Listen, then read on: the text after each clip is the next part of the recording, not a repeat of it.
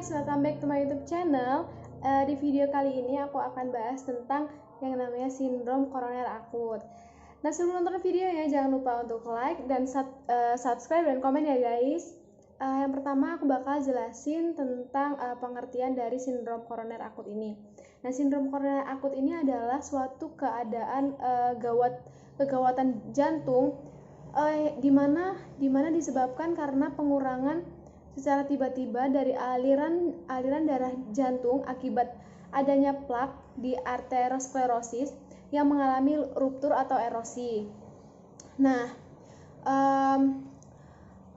SKA itu dikategorikan menjadi tiga. Yang pertama itu adalah unstable angina atau UAP, atau perubahan pola angina yang biasa memiliki beberapa gejala yang timbul itu seperti nyeri dada yang tidak dapat diprediksi. Nyerinya itu banyak terjadi pada saat istirahat gitu kan. Nah, yang kedua itu menandakan terdapat banyaknya plak arteriosklerosis yang tidak stabil. Nah, tanda yang ketiga itu terjadinya depresi ST atau segmen inversi gelombang T.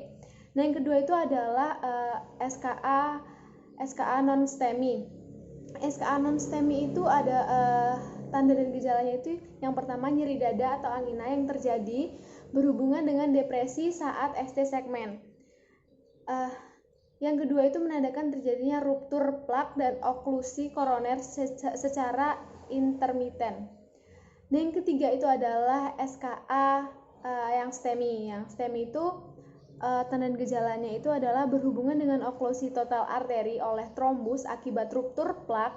Yang kedua, hasil pemeriksaan EKG menunjukkan 1 mm atau lebih elevasi pada segmen ST segmen dalam 2 atau lebih lead yang berdekatan dengan yang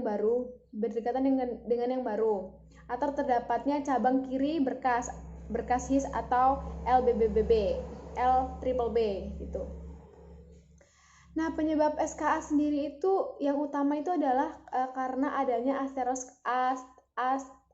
aterosklerosis ya, yang merupakan proses multifaktor. Nah, kelainan ini tuh sebenarnya sudah muncul sejak kita berumur 10 sampai 20 tahun. Itu yang pertama timbul itu adalah sel busa. Nah, lama-kelamaan pada umur 40 sampai 50 tahun sel busa itu akan membentuk menjadi suatu plak yang berada di dalam aterosklerosis tersebut.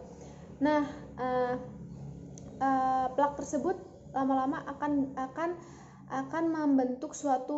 memicu terbentuknya suatu trombus yang bermanifestasi berupa infark miokardium maupun angina. Nah, perjalanan penyakitnya tuh seperti yang udah aku omongin tadi itu, kalau SKA itu dimulai dengan adanya plak di aterosklerosis yang nantinya akan memicu adanya ruptur gitu kan. Plak yang ruptur disebabkan oleh komposisi plak dan penipisan lapisan fibrous pada plak yang menyebabkan plak menjadi tidak stabil sehingga terjadinya ruptur. Plak yang ruptur akan diikuti oleh proses agregasi trombosit dan aktivasi jalur koagulasi sehingga akan membentuk trombus yang dapat menyumbat pembuluh koroner. Nah, trombus juga dapat menjadi mikroemboli yang dapat menyumbat pembuluh koroner menjadi yang lebih distal. Nah, selain sumbatan yang terjadi, pengeluaran zat vasoaktif dapat menyebabkan vasokonstriksi nih. Nah, pasokan oksigen yang berhenti sekitar 20 menit itu dapat menyebabkan miokardium itu mengalami infark gitu kan. Nah, terus berat dan ringannya kondisi SKA itu ditentukan dengan beberapa faktor gitu. Yang pertama itu adalah kebiasaan merokok, riwayat hipertensi, diabetes mellitus, obesitas, kurangnya olahraga, dan riwayat keluarga, usia, jenis kelamin, dan yang beresiko tinggi untuk terjadinya SKA ini. Nah, terus upaya-upaya pencegahannya tuh apa aja sih? Yang pertama itu adalah tentunya dengan pencegahan tersier. Nah, pencegahan primer itu adalah pencegahan yang kita lakukan sebelum terjadinya penyakit itu. Contohnya itu ya, menghindari merokok, rajin berolahraga minimal satu kali dalam seminggu, mengonsumsi makanan yang sehat, dan tentunya mengurangi makanan yang tinggi kolesterol dan lemak. Nah, untuk pencegahan sekunder yang kedua itu adalah pengobatan farmakologi. Tentunya ini dilaksanakan di dalam rumah sakit ya.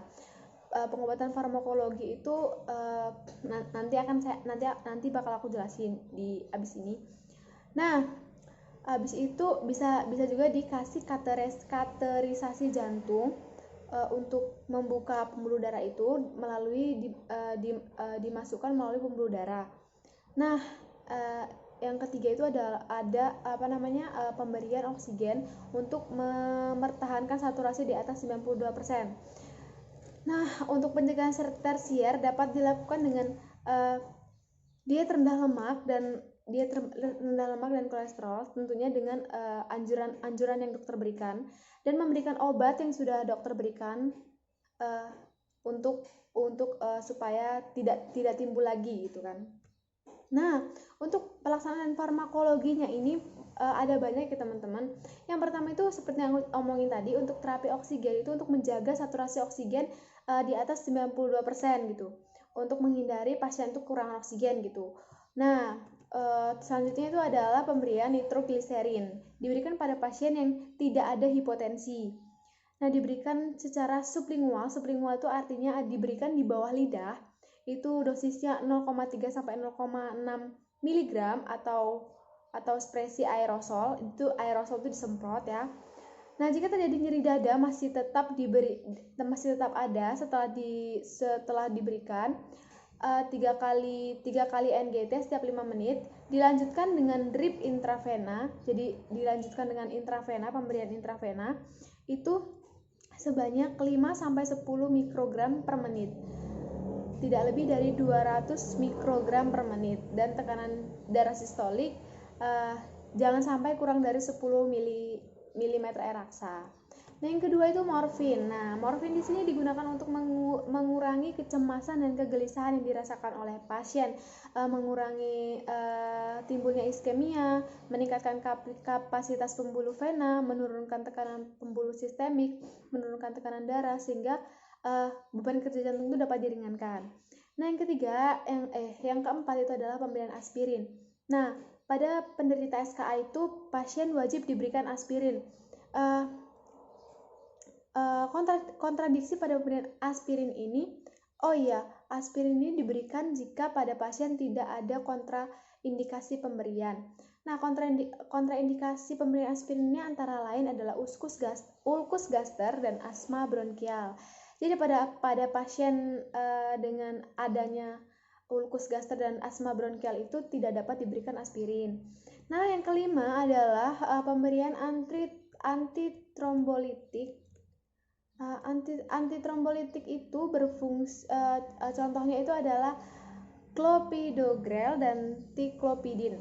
Nah, ticlopidin itu berfungsi untuk menurunkan sebanyak 46% kematian vaskuler dan non-fatal miokard. Pemberian ticlopidin ini dapat dikombinasi dengan aspirin tadi. Nah, yang berfungsi untuk mencegah trombosis dan iskemia berulang.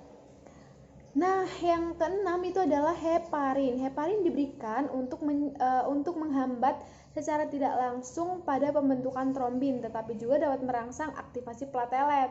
Nah, dosis yang diberikan itu antara lain sebanyak 60 mikrogram per kilogram bolus, dilanjutkan dengan 12 mikrogram per kilogram per jam maksimum bolus. Nah, yang ketujuh itu adalah warfarin. Warfarin adalah suatu antikoagulen peroral, itu dimasukkan melalui tubuh itu lewat mulut, dan dapat diberikan dengan pemikiran bahwa pemberian obat jangka lama atau panjang dapat memperoleh efek antikoagulan dini. Nah, yang selanjutnya adalah kateterisasi jantung. Nah, kateterisasi jantung itu seperti yang aku omongin tadi, itu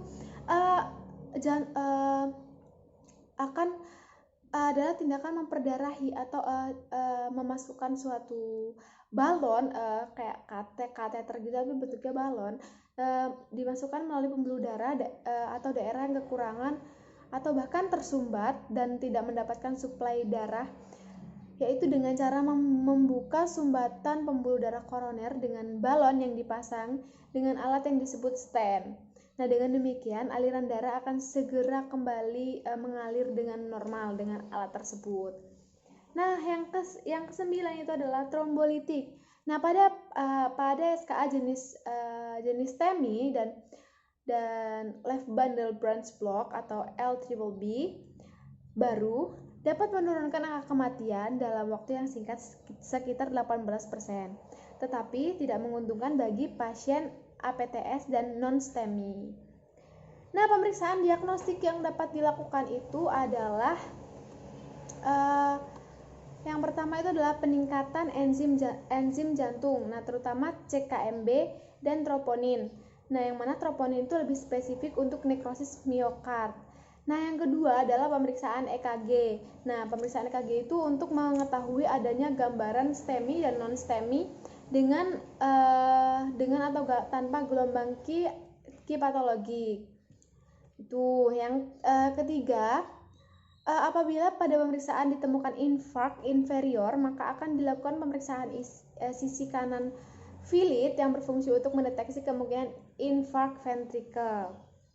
Yang keempat itu adalah jika infark miokard inferior berhubungan dengan ST di presidi V2 dan gelombang R lebih besar dibandingkan gelombang S di lead V1 dan V2, akan dilakukan pemeriksaan EKG area posterior untuk mendeteksi kemungkinan adanya infark miokard posterior. Dan yang kelima adalah cardiac biomarkers. Nah, enzim troponin 1 meningkat pada cardiac biomarkers itu juga pemeriksaan enzim jantung ya. Yang pertama itu enzim troponin 1. Itu meningkat dari 3 sampai 12 jam setelah infark dan mencapai puncaknya 10-12 jam.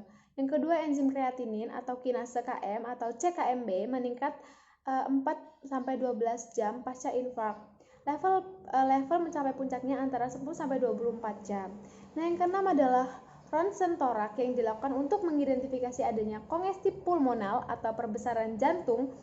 Yang ketujuh adalah pemeriksaan darah lengkap untuk mengetahui